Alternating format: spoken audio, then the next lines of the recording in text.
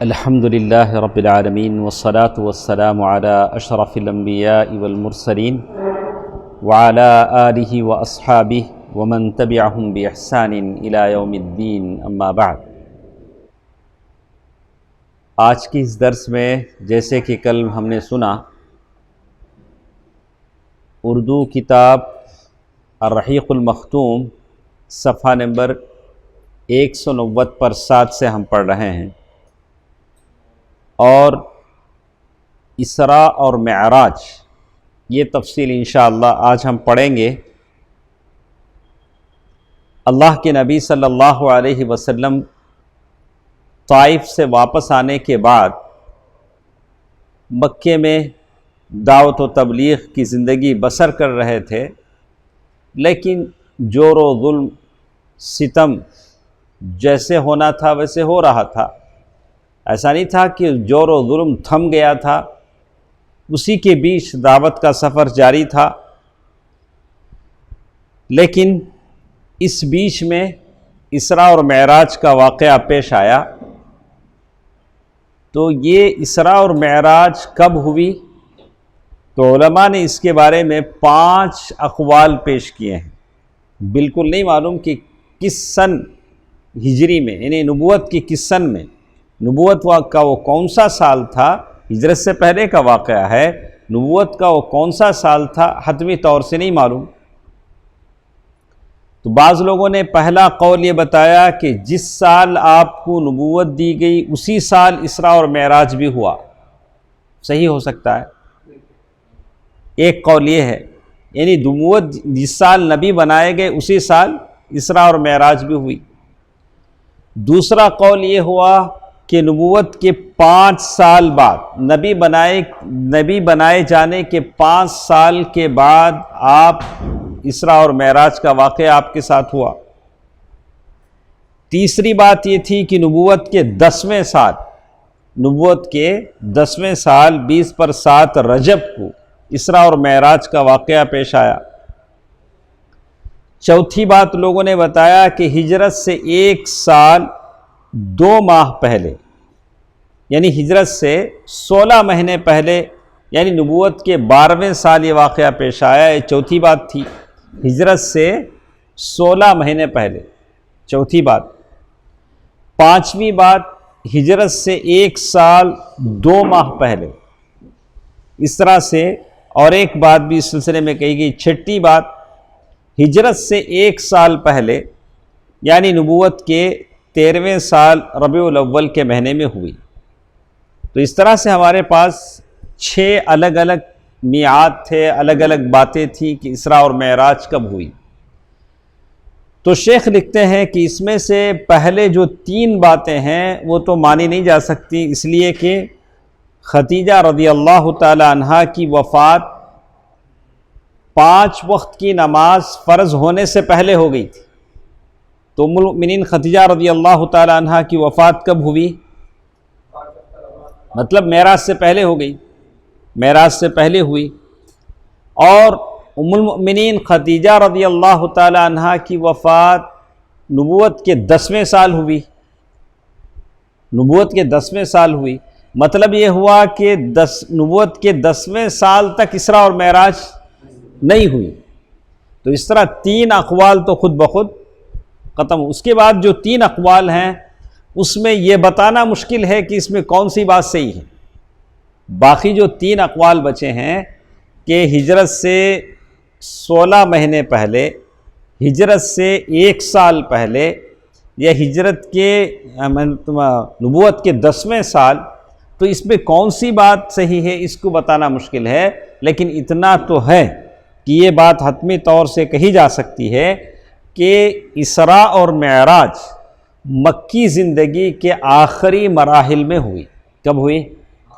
اللہ کے نبی صلی اللہ علیہ وسلم مکی زندگی میں ہیں، اور مکی زندگی کے آخری دن ہیں۔ تو یہی بات صحیح معلوم ہوتی ہے۔ اور ابن قیم رحمہ اللہ لکھتے ہیں کہ صحیح قول کے مطابق اب علماء نے اختلاف کیا کہ اللہ کے نبی صلی اللہ علیہ وسلم کو جو اسراء اور معراج ہوا، کیا جسم کے ساتھ ہوئی یا صرف روح کے ساتھ بھی ایک اختلافی مسئلہ ہے علماء نے اسی لیے یہاں شیخ نے لکھا کہ ابن قیم رحمہ اللہ لکھتے ہیں صحیح قول کے مطابق آپ کو آپ کے جسم مبارک سمیت براق پر سوار کر کے جبریل علیہ السلام کے ساتھ مسجد حرام سے بیت المقدس تک سیر کرائی گئی۔ کس کے ساتھ؟ جسم کے ساتھ۔ تو صرف ایسا نہیں تھا کہ آپ کی روح گئی ہو، ایسی بات نہیں تھی، جسم کے ساتھ ہی ہوا۔ اور انبیاء وہاں اللہ کے نبی صلی اللہ علیہ وسلم نے سارے انبیاء کو نماز پڑھایا، اور اپنے براق کو اللہ کے نبی صلی اللہ علیہ وسلم نے بیت المقدس کے ایک دروازے کے وہ کنڈی سے کیا کیا، اسے باندھ دیا۔ یہ تو تھا اسراء کا سفر۔ اسراء کہتے ہیں رات میں چلنے کو، اور یہ چلے تھے اللہ کے نبی مسجد حرام سے لے جایا گیا کہاں تک؟ بیت المقدس تک۔ اور بیت المقدس کے اوپر کا جو سفر ہے وہاں سے آسمانوں کا وہ معراج ہے۔ آپ صلی اللہ علیہ وسلم کو اسی رات بیت المقدس سے آسمان دنیا تک لے جایا گیا۔ جبریل علیہ السلام نے دروازہ کھلوایا تو معلوم یہ ہوتا ہے کہ آسمان ویسے نہیں ہے جیسے ہم کو نظر آتا ہے۔ آسمان میں دروازے ہیں، اور یہ دروازے ہر کسی کے لیے کھولے نہیں جاتے ہیں، اس کے لیے اجازت لینی پڑتی ہے، اس کے بعد آسمان کے دروازے کھولے جاتے ہیں۔ اور جبریل علیہ السلام نے دروازہ کھلوایا، پوچھا گیا کہ تمہارے ساتھ کون ہے، یہ ساری تفصیل حدیث میں آتی ہے۔ اور جب دروازہ کھولا گیا تو آپ صلی اللہ علیہ وسلم نے وہاں انسانوں کے باپ کون ہے؟ آدم علیہ السلام کو دیکھا، اور انہیں سلام کیا۔ انہوں نے آپ کو مرحبا کہا، سلام کا جواب دیا، اور آپ کی نبوت کا اقرار کیا۔ اللہ نے آپ کو ان کے دائیں جانب سیدھے جانب سعادت مند روحیں اور داویں جانب بدبختوں کی روحیں دکھلائیں، جتنی ان کی اولاد تھی، جو اچھی اور خراب، یہ ساری چیزیں دکھلائیں۔ پھر آپ دوسرے آسمان پر لے جائے گئے اور دروازہ کھلوایا گیا، اور پھر وہی بات چیت ہوئی، اور وہاں یحییٰ علیہ السلام سے یحییٰ بن زکریا علیہ السلام اور عیسیٰ علیہ السلام، عیسیٰ علیہ السلام ان دونوں کو دیکھا، دونوں سے ملاقات کی اور سلام کیا، دونوں نے سلام کا جواب دیا۔ اور پھر تیسرے آسمان پر لے جایا گیا تو آپ نے وہاں یوسف علیہ السلام کو دیکھا، انہوں نے ان کو بھی سلام کرنے کو کہا، جواب دیا، ساری چیزیں ہوئی، نبوت کا اقرار کیا۔ اور چوتھے آسمان پر ہارون بن عمران علیہ السلام کو اللہ کے نبی صلی اللہ علیہ وسلم نے دیکھا، اور ان کو سلام کیا اور مبارکبادی دی اور اقرار نبوت کیا۔ پھر آپ کو چھٹے آسمان پر لے جایا گیا تو موسیٰ بن عمران کون ہے؟ نہیں، یہاں ہے پانچویں آسمان پر ہارون بن عمران، چھٹے پر موسیٰ علیہ السلام۔ انہوں نے مرحبا کہا، اقرار نبوت کیا، اور جب وہاں سے آگے بڑھ کر جانے لگے تو موسیٰ علیہ السلام رونے لگے۔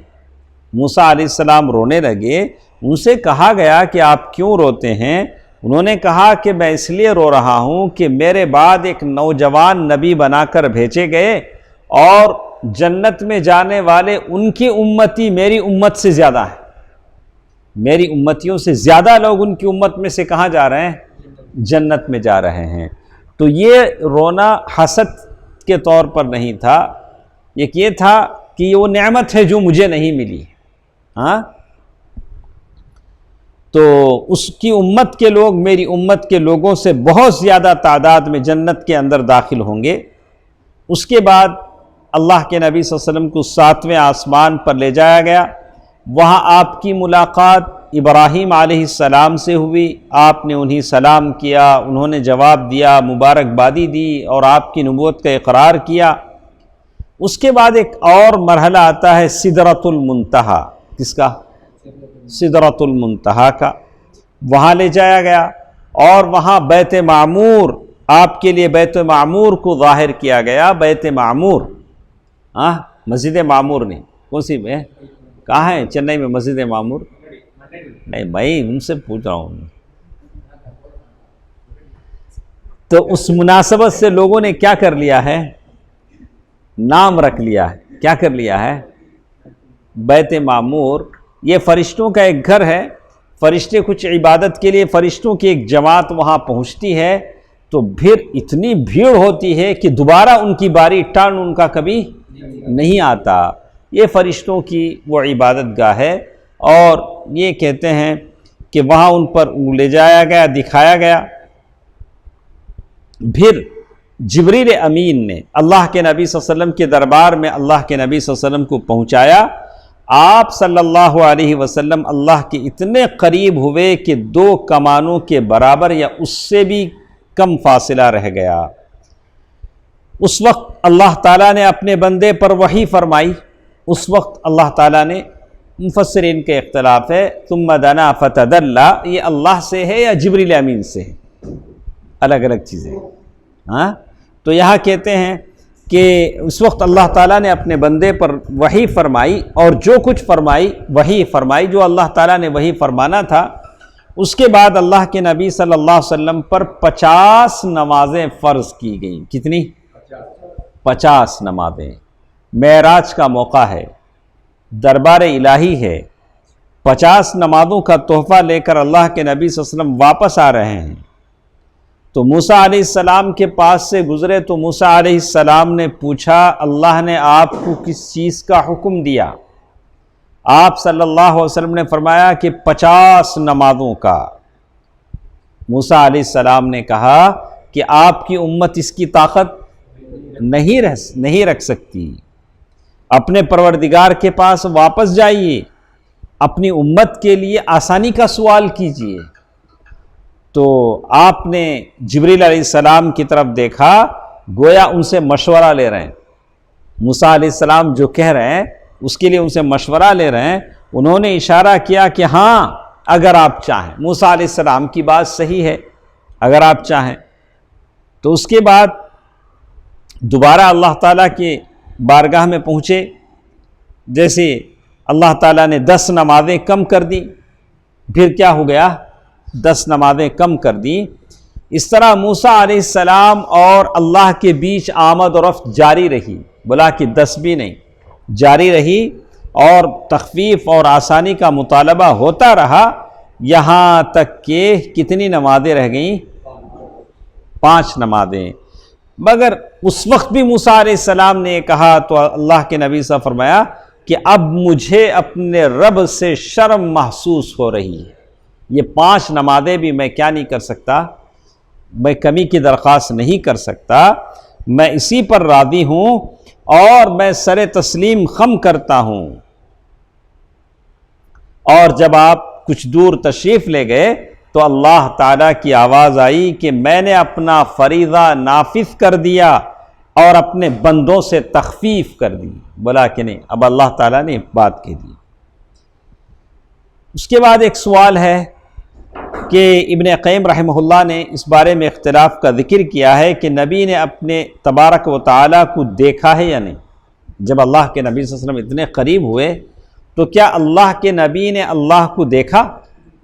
تو اس سلسلے میں کہا، ابن تیمیہ رحمہ اللہ نے ایک تحقیق ذکر کیا جس کا حاصل یہ ہے کہ اللہ کے نبی کے اللہ کو آنکھ سے دیکھنے کا کوئی ثبوت نہیں ہے.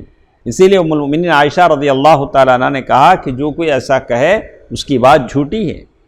اللہ کے نبی صلی اللہ علیہ وسلم نے اپنی آنکھ سے اللہ کو نہیں دیکھا، اور نہ کوئی صحابی یہ بات کہتے ہیں. البتہ سورہ نجم میں جو یہ بات ہے ثم دنا فتدلی، پھر وہ نزدیک آیا اور قریب تر ہو گیا، تو یہ اس قربت کے علاوہ ہے جو معراج کے واقعے میں حاصل ہوئی تھی. اس سے مراد جبریل علیہ السلام کی قربت ہے. جیسے میں نے بتایا حضرت عائشہ رضی اللہ تعالیٰ عنہا کی بات بھی اسی سے دلالت کرتی ہے کہ اللہ کے نبی صلی اللہ علیہ وسلم نے جبریل علیہ السلام کو اپنی شکل میں 2 مرتبہ دیکھا. اللہ کے نبی صلی اللہ علیہ وسلم نے پوری زندگی میں جبریل علیہ السلام کو ان کی اصلی شکل میں کتنی مرتبہ دیکھا؟ 2 مرتبہ دیکھا. ایک مرتبہ زمین پر جب ہم شروع میں پڑھ چکے ہیں، وحی کا سلسلہ آنا جب بند ہو گیا اللہ کے نبی صلی اللہ علیہ وسلم جب پریشان حال جا رہے تھے، اچانک آسمان سے آواز آئی، آسمان پر آواز آئی، دیکھا تو وہ موقع تھا، دوسرا موقع سدرۃ المنتہا پر، 2 ہی مرتبہ اللہ کے نبی صلی اللہ علیہ وسلم۔ اس کے بعد جبریل امین جب بھی آتے، کبھی صحابہ کے روپ میں دحیہ کلبی رضی اللہ تعالی عنہ کے روپ میں آتے۔ اس دفعہ بھی اللہ کے نبی صلی اللہ علیہ وسلم کا سینہ پھاڑنے کا واقعہ پیش آیا، اور آپ صلی اللہ علیہ وسلم کی اس سفر کے دوران کئی چیزیں بتلائی گئیں۔ یہ کون سا سفر ہے؟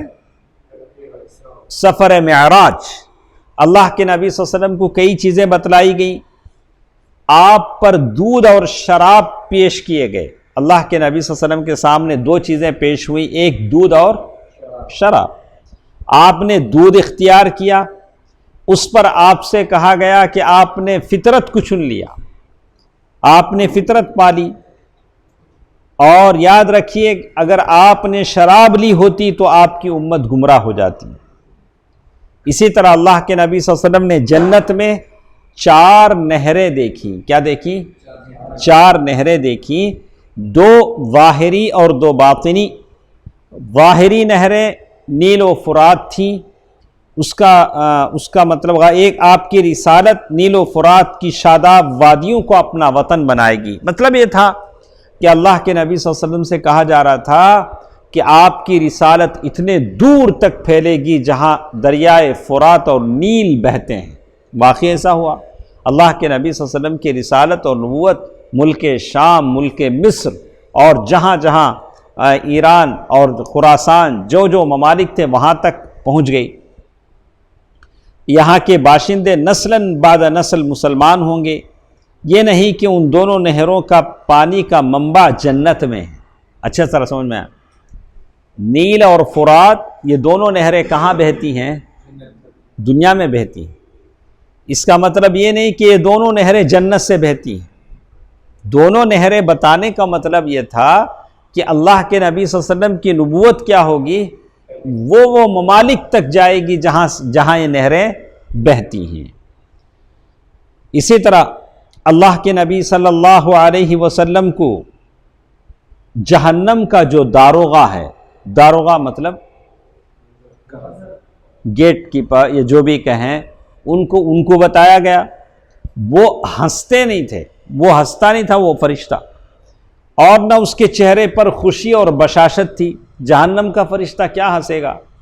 وہاں کی چیخ و پکار، وہاں کا وہ عذاب، وہاں کی وہ تکلیفیں۔ آپ صلی اللہ علیہ وسلم نے جنت و جہنم بھی دیکھی، اللہ کے نبی صلی اللہ علیہ وسلم کو بتلایا گیا۔ آپ صلی اللہ علیہ وسلم نے ان لوگوں کو بھی دیکھا جو یتیموں کا مال ظلم سے کھا جاتے ہیں۔ ان کے ہونٹ اونٹ کے ہونٹوں کی طرح تھے۔ اونٹ کے ہونٹ کیسے رہتے ہیں؟ باہر نکل کے رہتے، موٹے موٹے، اور اپنے منہ میں پتھر کے ٹکڑوں جیسے انگارے ٹھونس رہے تھے جو دوسری جانب پاخانے کے راستے سے نکلتے تھے۔ ادھر ٹھوسے تو ادھر نکلتے۔ تو یہ کون تھے؟ یتیموں کا مال کھانے والے۔ سبحان اللہ، یہ بڑا، اسی لیے اللہ کے نبی سے فرمایا انا وکافر الیتیم کہاتین، میں اور یتیم ان دونوں انگلیوں کی طرح ہیں۔ یہ 2 انگلیاں آپس میں جتنی قریب ہیں، جس میں جتنا زیادہ فرق نہیں ہے، بالکل میں یتیم کے ساتھ ایسا ہوں۔ تو اس کا یہ مطلب نہیں کہ ڈر کر معاملہ ہی چھوڑ دے، نہیں، یتیموں کے ساتھ اچھائی کریں، ان کے ساتھ دیکھ بھال کریں۔ تعجب ہوتا ہے، کل میں نے ایک بات پڑھی کہ ایک ٹیچر جب اس نے دیکھا کہ اس کے کلاس میں کئی بچے ایسے ہیں جو غربت کی وجہ سے فون خرید نہیں پاتے ہیں، آن لائن کلاس اٹینڈ نہیں ہو پاتے، اس میں یتیم بچے بھی ہیں جن کے باپ کووڈ میں مر چکے ہیں۔ اس نے ایک تحریک چلائی، اپنے کالج کے 100 بچوں کو اس نے موبائل خرید کر کے دیا تاکہ بچے کیا ہوں، کلاس میں حاضر ہوں، کلاس لیں۔ تو بہت سارے کام کرنے کے ہیں اگر ہم کرنا چاہیں، کیا سنا بھائی، بہت سارے مجال ہیں، بہت سارے میدان ہیں، اگر ثواب کمانا چاہیں تو کہتے ہیں کہ اسی طرح اللہ کے نبی صلی اللہ علیہ وسلم نے سود خوروں کو دیکھا. سود خور، ہاں، ان کے پیٹ اتنے بڑے بڑے تھے کہ وہ اپنی جگہ سے ادھر ادھر نہیں ہو سکتے تھے. پیٹ جس طرف لڑکتا وہ اس طرف لڑکتے تھے. ہاں، اسی طرح جب آل فرعون کو آگ پر پیش کرنے کے لیے لے جایا جاتا تو ان کے پاس سے گزرتے وقت انہیں رونتے ہوئے جاتے تھے. یعنی یہ سب چیزیں اللہ کے نبی صلی اللہ علیہ وسلم نے دیکھی. آپ صلی اللہ علیہ وسلم نے زنا کاروں کو بھی دیکھا. جہنم میں کسے دیکھا؟ زنا، بدکاری کرنے والوں کو بھی دیکھا. ان کے سامنے تازہ اور فربا گوشت تھا. کیا تھا؟ ایک طرف تازہ گوشت اور اسی کے پہلو پہ سڑا ہوا چچڑا بھی تھا. سڑ کو چچڑے ہو، کھانے کے قابل کے بھی نہیں. یہ لوگ تازہ اور فربا گوشت چھوڑ کر سڑا ہوا چچڑے کھا رہے تھے. کیا مطلب؟ اپنے گھر میں جو پاک طاہرہ عفیفہ بیویاں ہوتی ہیں ان کو چھوڑ کے وہ لوگ کیا کرتے تھے؟ وہ سڑا گوشت کھاتے تھے. یہی ان کو جہنم میں سزا دی گئی. آپ صلی اللہ علیہ وسلم نے ان عورتوں کو دیکھا جو اپنے شوہروں پر دوسروں کی اولاد داخل کر دیتی ہیں. یعنی فرق نہیں ہوتا ہے کہ یہ نطفہ اس کے شوہر کا ہے یا کسی اور کا ہے، العیاذ باللہ. یعنی دوسروں سے زنا کے ذریعے حاملہ ہوتی ہیں، لیکن لا علمی کی وجہ سے بچہ ان کے شوہر کا سمجھا جاتا ہے، معلوم نہیں پڑتا ہے. آپ صلی اللہ علیہ وسلم نے انہیں دیکھا کہ ان کے سینے میں بڑے بڑے ٹیڑھے کانٹے چبا کر انہیں آسمان و زمین کے بیچ میں لٹکا دیا گیا ہے. یہ کون ہیں؟ جو اپنے شوہروں کو دھوکہ دیتے ہیں. یہ سارا معاملہ اسراء اور معراج کے موقع پر ہوا. آپ صلی اللہ علیہ وسلم آتے جاتے ہوئے مکے کا ایک قافلہ بھی دیکھا. اور انہیں ان کا ایک اونٹ بھی بتایا جو بھٹک کر بھاگ گیا تھا. آپ صلی اللہ علیہ وسلم نے ان کا پانی بھی پیا جو ایک ڈھکے ہوئے برتن میں رکھا تھا. اس وقت قافلہ سو رہا تھا، پھر آپ نے اسی طرح برتن ڈھک کر چھوڑ دیا. اور یہ بات معراج کی صبح آپ کے دعوے کی صداقت کے لیے ایک دلیل ثابت ہوئی. اللہ کے نبی صلی اللہ علیہ وسلم نے اس قافلے کو دیکھا اور اس قافلے کے برتن سے پانی بھی پیا اور یہ ساری باتیں ہوئیں. جب صبح ہوئی اللہ کے نبی صلی اللہ علیہ وسلم مکہ آ گئے اور اپنی قوم مکے کے لوگوں کو بتایا کہ جو باتیں رات میں دیکھی تھیں. تو لوگوں نے آپ کو جھوٹا سمجھا، العیاذ باللہ، آپ کی تکذیب کی اور زیادہ تکلیف دینا شروع کر دیے. تو ان لوگوں نے کہا کہ آپ جب بیت المقدس جا کر دیکھ کر آئے ہیں تو بتائیں بیت المقدس کیسا ہے؟ یعنی فلاں کھڑکی کدھر ہے، فلاں دروازہ کدھر ہے، بیت المقدس میں کتنے دروازے ہیں.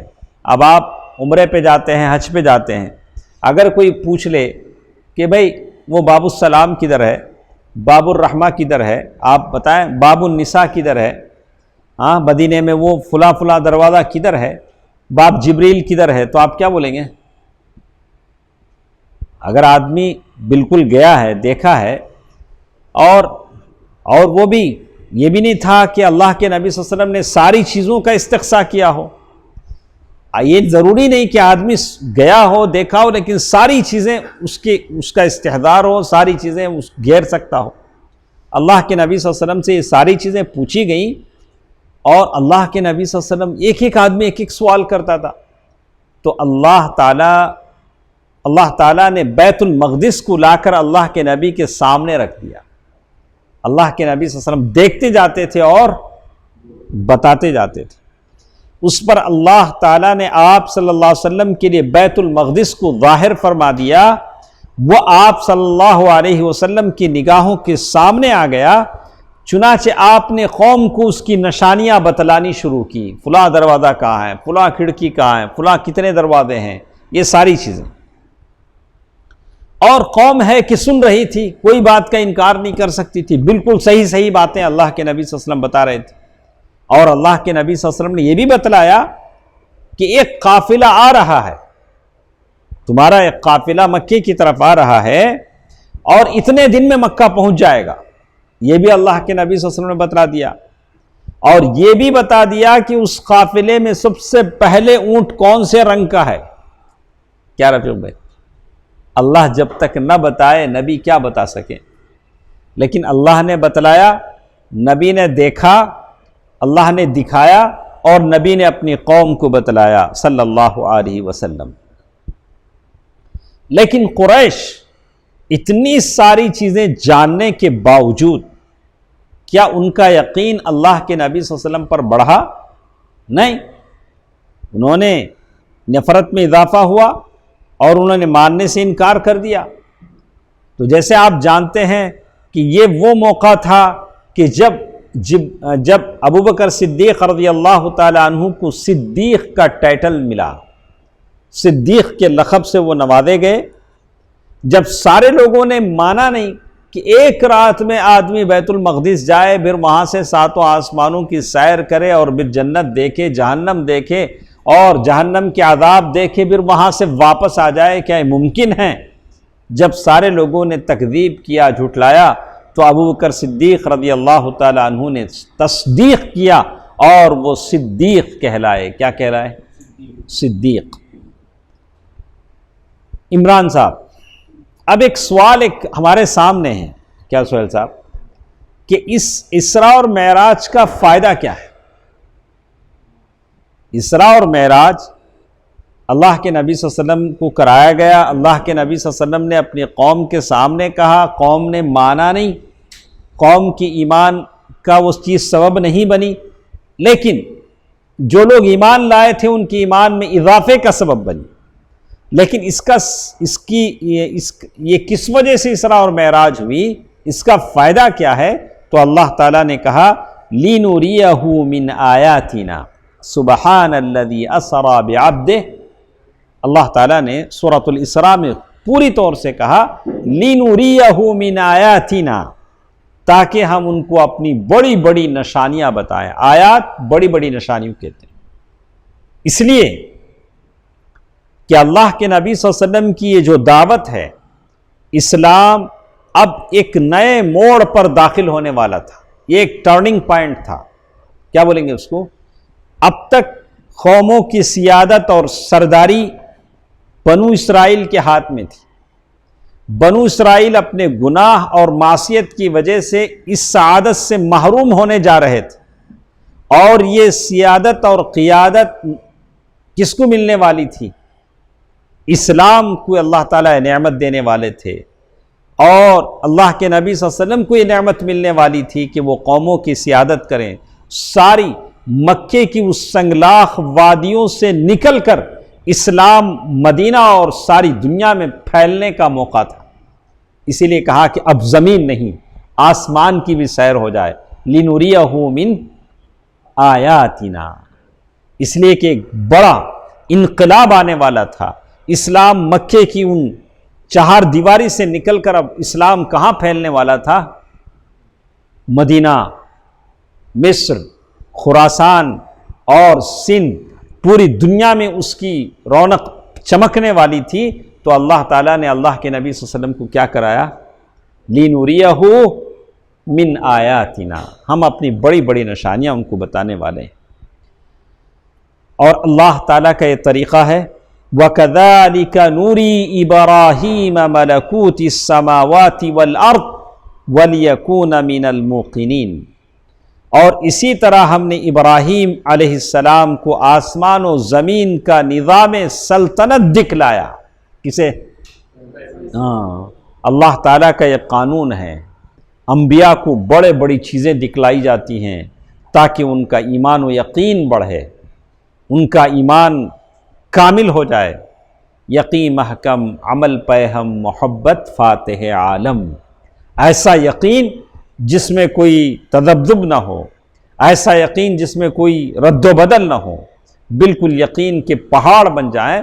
تو یہ بات ابراہیم علیہ السلام کے ساتھ ہوئی، ویسے ہی موسیٰ علیہ السلام کے ساتھ لِنُرِيَكَ مِنْ آيَاتِنَا الْكُبْرَى، موسیٰ علیہ السلام کے لیے اللہ تعالیٰ نے کہا۔ تو یہ جو نشانیاں بتلائی گئیں اس لیے بتلائی جاتی ہیں کہ صحابہ کو یقین آ جائے۔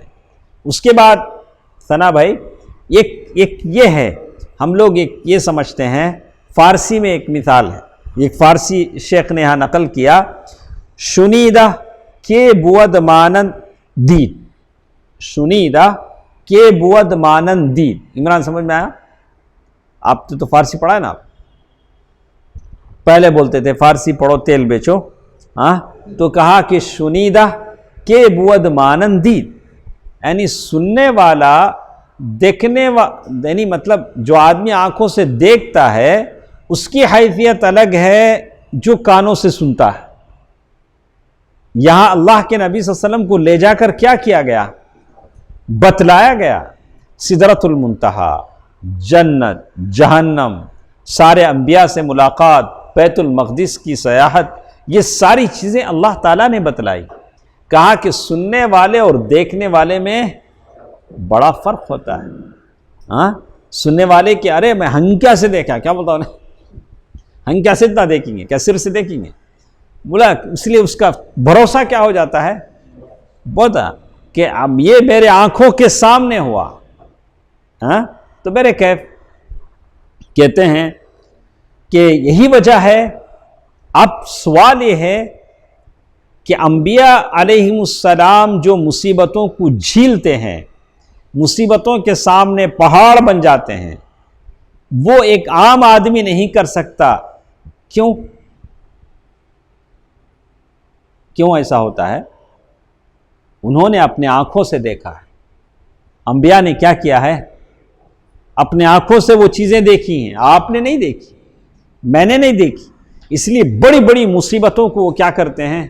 جھیل لیتے ہیں، جنہیں اور کوئی برداشت نہیں کر سکتا ہے۔ اسی لیے ان کی نگاہوں میں ساری قوتیں مل کر بھی مچھر کے پر کے برابر حیثیت نہیں رکھتی، اس لیے وہ ان قوتوں کی طرف سے ہونے والی سختیوں، تکلیفوں کی کوئی پرواہ نہیں کرتے، اس لیے کہ ان کی آنکھوں نے اللہ کی ان بڑی بڑی نشانیوں کو دیکھا ہے۔ اللہ کے نبی صلی اللہ علیہ وسلم نے جبریل امین کو دیکھا ہے، سدرۃ المنتہا کو دیکھا ہے، انبیاء سے ملاقاتیں کی ہیں، جہنم کے داروغہ کو دیکھا ہے، جہنم کو دیکھا ہے، جنت میں محلوں کو دیکھا ہے۔ تو اللہ کے نبی صلی اللہ علیہ وسلم کا ایمان، یقین، اس کے کیا کہنے؟ تو کہتے ہیں اس واقعہ معراج میں بہت سارے مصلحتیں، مقاصد پوشیدہ تھے، لیکن یہ جو مقصدیں ہم نے ذکر کیا ہے وہ یہ کہ یہ جو اللہ تعالیٰ نے یہ اسراء اور معراج کا پورا واقعہ اللہ تعالیٰ قرآن میں کتنی جگہ بیان کرتے ہیں دریس بھائی؟ ایک ہی جگہ، پورا واقعہ قرآن میں ایک ہی جگہ بیان کرتے ہیں، اور اس کے بعد اللہ تعالیٰ نے فوراً بنی اسرائیل کے ان کے جرموں، ان کے سیاہ کاروں کی طرف اللہ تعالیٰ نے توجہ موڑ دیا، اور ان کو آگاہ کیا۔ اللہ تعالیٰ نے یہ بتایا کہ اب بنی اسرائیل اپنے گناہوں پر رہتے ہوئے اس منصب پر باقی نہیں رہ سکتے۔ اب یہ منصب کس کو ملنے والا ہے؟ یہ دعوت ابراہیمی کی جو دونوں مراکز ہیں، کعبۃ اللہ اور بیت المقدس، یہ کس کے حوالے ہونے جا رہا ہے؟ مسلمانوں کے حوالے ہونے جا رہا ہے۔ یہ بتا رہا ہے کہ اب یہ یہودیوں کے ہاتھ میں نہیں۔ یہودی اپنی سیاہ کاریوں کی وجہ سے، اپنی بدکاریوں کی وجہ سے اس منصب پر رہنے کے وہ کیا نہیں رہے؟ قابل نہیں رہے۔ اب یہودیوں سے اس منصب کو لے کر کس کے حوالے کیا جا رہا ہے؟ مسلمانوں کے حوالے کیا جا رہا ہے۔ یہ قیادت چھین کر ایک ایسی امت کے حوالے کر دی جا رہی ہے جس سے نیکیوں اور بھلائیوں کے چشمے پھوٹیں گے، اور جس امت کا پیغمبر سب سے زیادہ درست راستہ بتانے والا قرآن کی وحی سے بہرور ہے۔ لیکن سوال یہی تھا کہ یہ قیادت کیسے منتقل ہو سکتی ہے. یہ جو قیادت کس سے کس کو منتقل ہو رہی ہے؟ یہودیوں سے. ہم لوگ بنی اسرائیل نہیں بول سکیں، کیا بولیں گے؟ یہودیوں سے منتقل کدھر ہو رہی ہے؟ اسلام، مسلمانوں کے لیے. لیکن کیسے منتقل ہو جبکہ رسول صلی اللہ علیہ وسلم مکے کے ان پہاڑیوں میں لوگوں کے درمیان گھرے ہوئے ہیں؟ اس قیادت کو منتقل کرنے کے لیے کیا کرنا؟ اللہ کے نبی صلی اللہ علیہ وسلم کیا کرنا؟ وہاں سے ہجرت کرنا. اللہ تعالیٰ نے پیارے نبی کو وہاں سے کیا کروایا؟ ہر چیز ایک دوسرے سے لنک ہے، جڑی ہوئی ہے. آپ اسی انداز سے اس کو سمجھیں گے تو آپ کے دماغ میں کیا ہوگا؟ بات آئے گی. کہا اس وقت ایک سوال یہ تھا، جو ایک دوسری حقیقت سے پردہ اٹھا رہا تھا، اور وہ حقیقت یہ تھی کہ اسلامی دعوت کا ایک دور اپنے خاتمے اور اپنے تکمیل کے قریب آ لگا تھا. مکے میں اسلامی دعوت کا ایک دور جو تھا، چھپی چھپی دعوت سری، اب وہ دور ختم ہونے کو جا رہا تھا. اب کھلے عام دعوت تھی، جس کے زمانے اور حدود و قیود سے باہر کی دعوت تھی. اب کوئی جغرافی حدود نہیں تھے کہ یہاں تک ہی دعوت ہو، مکے تک دعوت ہو، مکے کے باہر دعوت نہ ہو، ایسی کوئی بات نہیں تھی. اب ایک دوسرا دور شروع ہونے والا تھا جس کا دھارا پہلے سے مختلف ہوگا. تو اسی لیے اب قرآن کا انداز بھی بدل گیا. اب قرآن کی جو آیتیں نازل ہونے لگیں وہ مشرکین کو سخت وارننگ دی جا رہی تھی. پہلے جو آیتیں آئی تھیں اس میں مسلمانوں کو کہا جا رہا تھا کہ صبر کرو. اللہ کے نبی صلی اللہ علیہ وسلم بھی کہہ رہے تھے صبرن یا آل یاسر فإن موعدکم الجنہ، اے یاسر کے خاندان والو صبر کرو، تمہارا ٹھکانہ جنت ہے. لیکن اب جو آیتیں نازل ہو رہی تھیں اس میں مشرکین کے لیے ایک طرح کی وارننگ تھی. جیسے اللہ نے کہا وَإِذَا أَرَدْنَا أَن نُهْلِكَ قَرْيَةً أَمَرْنَا مُتْرَفِيهَا فَفَسَقُوا فِيهَا فَحَقَّ عَلَيْهَا الْقَوْلُ فَدَمَّرْنَاهَا تَدْمِيرًا. ایسی بستیاں جو گناہ کرتی ہیں ہم ان بستیوں کو تباہ و تاراج کر کے چھوڑ دیتے ہیں. اور اسی طرح اللہ تعالیٰ نے کہا وَكَمْ أَهْلَكْنَا مِنَ الْقُرُونِ مِن بَعْدِ نُوحٍ وَكَفَى بِرَبِّكَ بِذُنُوبِ عِبَادِهِ خَبِيرًا بَصِيرًا. تو اس طرح سے یہ اسراء اور معراج کے بابرکت واقعے کی تہبتیں حکمتیں تھیں اور راز تھے جو اس میں پوشیدہ تھے. بہرحال اللہ تعالیٰ بہت اچھی طرح جانتا ہے. لیکن اب موقع تھا کہ اللہ کے نبی صلی اللہ علیہ وسلم کو اللہ تعالیٰ ہجرت کا موقع دیں، باہر سے لوگ آئیں اور اللہ کے نبی صلی اللہ علیہ وسلم کے ہاتھوں پر بیعت کریں. تو اسراء اور معراج کا مقصد کیا تھا؟ لِنُرِيَهُ مِنْ آیاتنا. اللہ تعالیٰ اپنے نبی کو بتانا چاہتے تھے، اور اس کے پیچھے جو راز اور مقصد تھا وہ یہ کہ یہودیوں سے یہ منصب لے لیا جائے جو عالم کی قیادت کرتے ہیں، مذہبی قیادت، اور پھر کس کو دی جائے؟ یہ مسلمانوں کے حوالے کر دیا جائے، جو مراکز ابراہیمی، کعبہ مقدسہ اور بیت المقدس، ان دونوں کی سیادت کس کے ہاتھ میں ہو؟ مسلمانوں کے ہاتھ میں ہو. لیکن آج پھر وہی آواز ہے، وہی بیت المقدس کی آواز ہے کہ وہ اس کو یہودیوں کے شکنجے سے کیا کیا جائے؟ آزاد کیا جائے. اس کے بعد ایک اور چیز جو ہمارے ساتھ ہوئی، اب حج کا زمانہ آیا. کیا سہیل صاحب؟ تو کہتے ہیں کہ حج کے زمانے کے آنے کے بعد بہت سارے لوگ، ہم لوگ گزشتہ درس میں پڑھے تھے کہ 6 آدمی تھے جن کو اللہ کے نبی صلی اللہ علیہ وسلم نے اسلام پیش کیا تھا، دعویٰ کیا تھا. وہ 6 آدمی مدینہ جا کر تبلیغ کیے، بہت سارے لوگوں کو دعویٰ کیا، بہت سارا وہاں ماحول بنایا. تو بظاہر ہے حرکت میں کیا ہوتی ہے؟ برکت ہوتی ہے. انہوں نے دعویٰ کیا، اس کا نتیجہ ان کو ملا. یہاں نتیجہ صاف ہے، جو دوڑتا ہے وہی گرتا ہے. جو سمندر کے باہر کھڑے ہو کے سمندر کی گہرائی ناپنا چاہے ہوتا ہے ادریس بھائی؟ نہیں ہوتا. سمندر میں اس کو اترنا پڑے گا. پانی کی گہرائی جانچنے کے لیے کیا کرنا پڑے گا؟ اترنا پڑے گا۔ میں دور کھڑا دیکھ رہا ہوں، اندازہ لگانا چاہتا ہوں، مشکل ہے۔ آپ کو اگر ابھی ہم دیکھ رہے ہیں کہ کیسے کیسے ہمارے دعات اللہ تعالیٰ کی طرف سے آزمائش کے دور سے، کلیم صدیقی صاحب 2 دن پہلے کہا کہ وہ بھی گرفتار ہوئے اور وہ بھی ان کو بھی لیا گیا، کہا کہ وہ مشکوک آدمی ہے، پتہ نہیں کیا ہے، لیکن وہ ایک داعی ہیں، اللہ تعالیٰ بہتر جانتا ہے۔ بہرحال یہ ساری باتیں ہیں، لیکن دعوت ایک ایسا راستہ ہے جو کانٹوں سے بھرا ہوا ہے، پرخار راستہ ہے۔ اس میں پھول گلدستے کہیں آپ کو نہیں ملیں گے، اس میں آپ کے جذبات مجروح ہوں گے، احساسات زخمی ہوں گے، لوگ طعنے دیں گے، آپ اپنا وقت، اپنا جسم، اپنا سب کچھ لگانا پڑے گا۔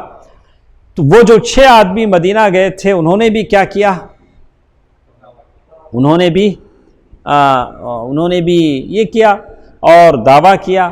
اور جب 11ویں سال جب موسم حج آیا تو یثرب کے مدینے کے بہت سارے آدمیوں نے اسلام قبول کر لیا تھا۔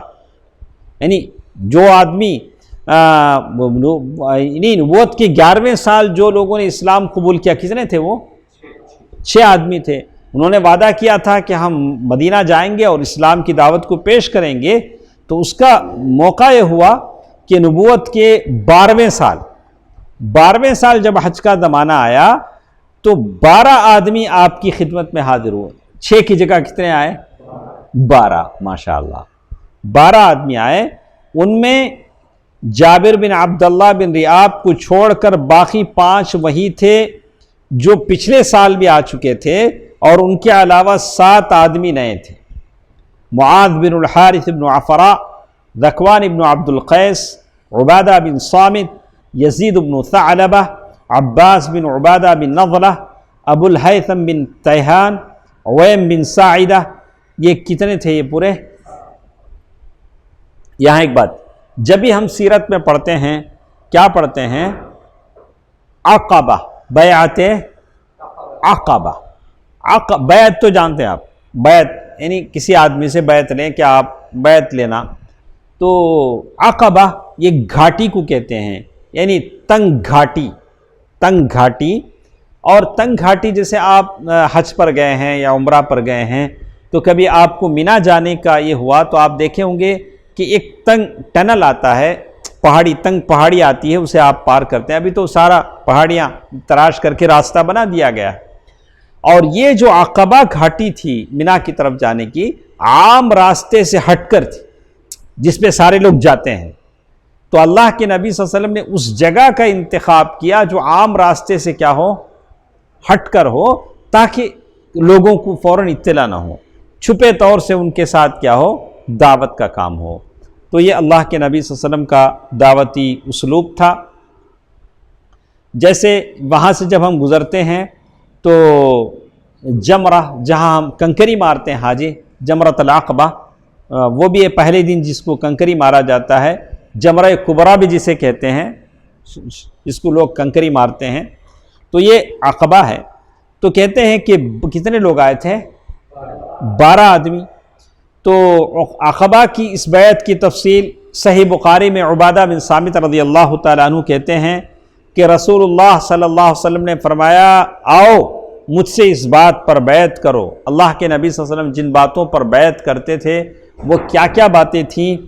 پہلی بات، اللہ کے ساتھ کسی چیز کو شریک نہ کرو۔ کیا بولتے تھے؟ اللہ کے ساتھ کسی چیز کو شریک نہیں کرو گے، چوری نہیں کرو گے، اور کیا بولتے تھے؟ چوری نہیں کرو گے، زنا نہ کرو گے، اپنی اولاد کو قتل نہ کرو گے، اپنے ہاتھ پاؤں کے درمیان سے گھڑ کر کوئی بہتان نہ لاؤ گے۔ یعنی کوئی بھی بات جیسے لوگ اپنے طور سے بناتے ہیں فیبریکیٹڈ، بولتے لوگاں بولتے، کیا بولتے ہیں؟ لوگاں بولتے ہیں، انہوں بولتے سو نہیں، اصل میں لوگاں کیا بھی نہیں بولتے، اصل میں کیا ہوتا ہے؟ یہ انہوں بولتے ہیں۔ ایسی ساری چیزیں مت کرو، اور کسی بھلی بات میں میری نافرمانی نہ کرو گے۔ اگر میں کوئی بھلی بات بتاؤں تو میری نافرمانی نہیں کرو گے۔ جو شخص یہ ساری باتیں پوری کرے گا اس کا اجر اللہ پر ہے۔ جو شخص ان میں سے کسی چیز کا ارتکاب کر بیٹھے گا پھر اسے دنیا ہی میں اس کی سزا دے دی جائے گی تو یہ اس کے لیے کفارہ ہوگی، اور جو شخص ان میں سے کسی چیز کا ارتکاب کر بیٹھے گا پھر اللہ تعالیٰ اس پر پردہ ڈال دے تو اس کا معاملہ اللہ کے حوالے۔ دیکھا آپ نے، سمجھا؟ کوئی گناہ ہم سے ہوتا ہے، گناہ کی سزا اگر اسلامی مملکت ہے سزا مل جاتی ہے تو اللہ اس کے گناہ کو اس کا کفارہ بنا دے گا۔ اگر کوئی گناہ آدمی کرتا ہے اللہ اپنی رحمت سے اس پر پردہ ڈال دیتا ہے تو پھر اللہ کل حشر میں چاہے تو معاف کرے چاہے پکڑ لے۔ تو آدمی گناہ کر کے جرأت مند نہیں ہونا چاہیے، اتنے پاپ کرتا ہوں مجھے کیا بھی نہیں ہوتا، مطلب یہ نہیں۔ اخذ عزیز مقتدر، اللہ جب پکڑتے ہیں تو چھوڑتے نہیں۔ اللہ پکڑتے اس لیے نہیں ہیں کہ موقع دیتے ہیں، سدھر جائے گا آج نہیں تو کل سدھر جائے گا، اس کا مطلب نہیں کہ اللہ تعالیٰ پکڑتے نہیں۔ تو اس کے بعد وہ کہتے ہیں اب یہ جو 12 آدمی مدینے سے آئے تھے ان کے لیے اللہ کے نبی صلی اللہ علیہ وسلم نے دعویٰ کیا، ساری چیزیں پیش کی۔